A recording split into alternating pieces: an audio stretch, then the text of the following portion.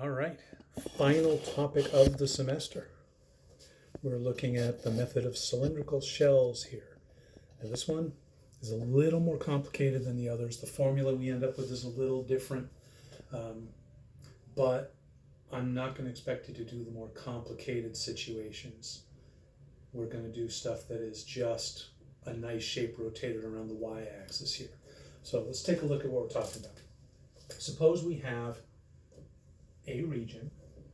Let's say we've got this curve here, and let's just go to the x-axis. Talking about that region there. And instead of rotating it around the x-axis like we have been, we're going to rotate it about the y-axis. So we're going to end up with a shape, not really any different in nature than the shapes that we've looked at before. Rotated around the x-axis is oriented differently. We're going to take a different approach to finding the volume. And that approach is going to be, instead of slicing the shape up, our little sort of, I don't know, volcano, dog food dish, whatever sort of thing we got going on here, instead of slicing it up into round pieces, we're going to slice the original region into our rectangles, just like when we did the integral before. So I'm going to divide that up into rectangles, and we're going to look at what happens as each of these rectangles, we're just going to look at one representative rectangle here. Look at this guy. What happens as that rectangle goes around the y-axis? We're going to have our mirror image over here. And as this rectangle moves through space, it's going to, what we would say, sweep out a sort of cylindrical tube-like shape. Okay, it's going to make something that looks somewhat like that. Kind of like, just like a cardboard tube, a section of cardboard tube or something like that. We're going to cut that shape and lay it out flat. And that is a terrible rendition of that. I'm going to lay it out flat like this. All right, so I sometimes describe this as, suppose that this shape were carved out of an onion. You could peel this onion into layers that would be roughly like this. Of course, they'd be curved and asymmetric and such.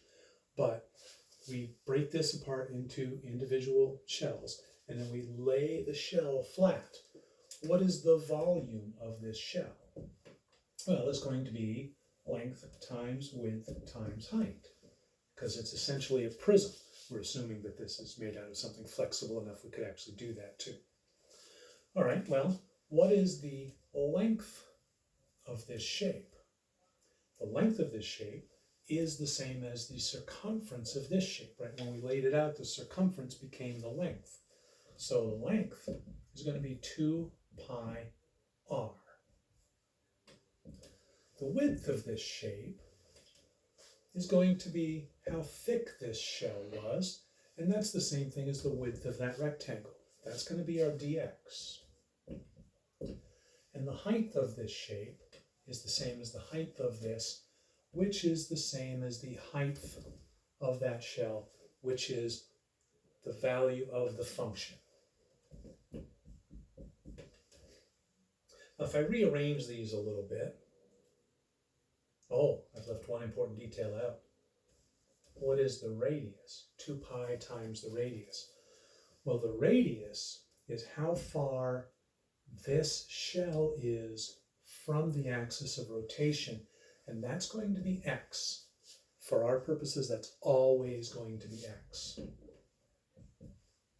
So the volume of this shape is going to be, I'm just going to rearrange here, 2 pi times x times f of x dx. When we add up the volumes of all of these shells and take the limit as the number goes to infinity, remember that's an important concept in integral calculus, because you're going to use that idea to find lengths of curves, to find surface areas, to find centers of gravity, all sorts of interesting things. But they always come down to break it into pieces, describe the aspect that you want of each of the pieces, add them together, look at what happens when the limit goes to infinity, and we know that as the integral. So the volume of our shape here, volume of this shape, is going to be 2 pi times the integral from a to b, x times the function dx. Right? So that's the idea, that's the formula we're going to use. We're going to restrict our consideration to only things that are rotated about the x-axis. And I'm going to do 2 more of these, and we'll do a total of 4 examples between them, and I hope that'll be enough. If not, we still have our times that we can meet and discuss them. But I will talk to you again soon.